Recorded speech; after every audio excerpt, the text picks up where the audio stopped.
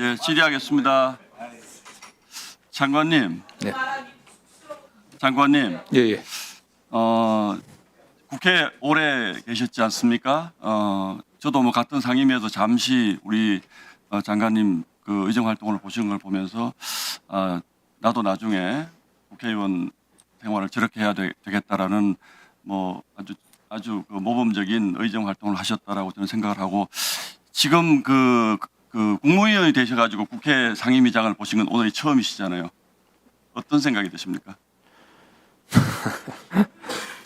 뭐 저는 일관되게 국회의원이 중요하다고 생각을 해왔습니다. 국회가 민의의 전당 아니겠습니까? 또 민주주의의 심장이라는 생각을 갖고 있고 여야 의원님들께서 늘 지금 잘 대화 타협했으면 장관님이 좋겠습니다. 우리 법사위원장 자리에 앉아 계셨으면 적어도 저희에게 토론의 기회는 주셨을 것이다라는 생각을 하는데요. 왜 제가 이런 질문을 드리냐 하면 지금 대한민국의 미래를 결정할 정말 중요한 세 가지 법이 오늘 이 국회를 통과를 했습니다.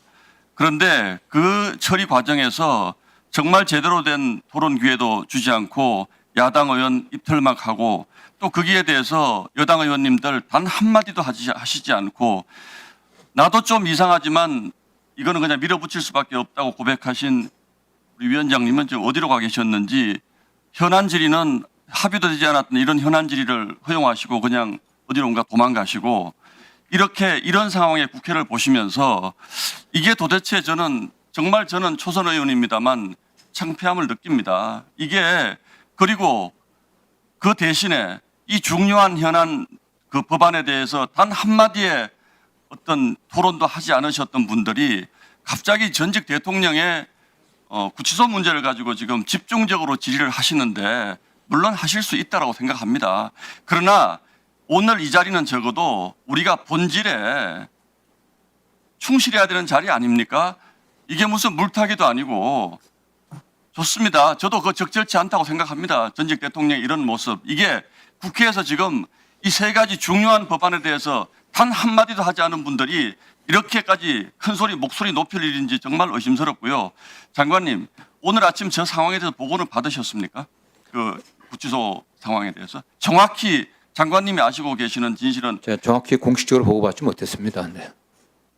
아니 전직 대통령의 이게 지금 이렇게 집중적으로 질의가 나오시고 또 언론에 도배가 돼 있는데 그 정도는 보고를 받으셨어야 되는 거 아닌가요? 네, 어쨌든 그 전직 대통령 그 인치한 그 상황을 그 구체적인 상황을 솔직히 말씀드리는 게 제가 좀 부적절하다는 생각을 좀 갖고 있었습니다. 이제 오션까지. 어쨌든 자, 이게 그래서 네. 알겠습니다. 질문을 좀 드리겠습니다. 저도 정확한 사정을 좀 알고 싶어서요. 얼마 전에 윤 전 대통령을 접견하시고 온 분이 SNS에 올린 글이 대단히 화제가 된 적이 있습니다. 이분이 뭐라고 얘기를 하냐면 참으로 놀랍고 가슴 아프다. 구금된 독방은 불과 1.7 혹은 1.8평밖에 되지 않는 협소한 곳이다. 그렇습니까? 사실 확인을 좀 먼저 부탁을 드리는 겁니다. 그렇지 않습니다. 네. 그렇지 않습니까? 그럼 이분이 접견을 하고 와서 거짓말을 하고 계신다고 생각하시는 겁니까? 오히려 그 외부에서는 약간의 특혜가 있었다고 할 정도로 전직 대통령과 비슷한 규모로 좀 그럼 일반 1.7 독거인들하고는 혹은 다릅니다. 1.8평이라는 것은 사실이 아니라고 이거보다 좀 더 넓습니다. 알고 계시고요. 책상이나 걸상은커녕 방 안에 골판지로 만든 허술한 받침대 하나만 놓여 있다. 이것도 사실이 아닙니까? 그건 위험성 때문에 나무로 된 그 책상은 줄 수가 없고요. 그래서 골판지로 안전하게 만든 통상적으로 골판지 그렇게 책상이 두는 걸로 알고 맞습니까? 있습니다. 네, 통상적으로. 네네. 자, 그리고 성경책을 놓아서 읽는 외에는 어떤 지적 활동도 할 수 없는 처지다라고 한다. 이거는 어떻게 그것도 판단하세요? 사실과 다른 것 같습니다. 네. 사실과 다릅니까? 최소한의 운동도 할 수 없어 소화에 문제가 생겨 애를 먹는다. 이 표현도 씁니다. 그것도 전혀 사실과 다른 것 같습니다. 네. 자,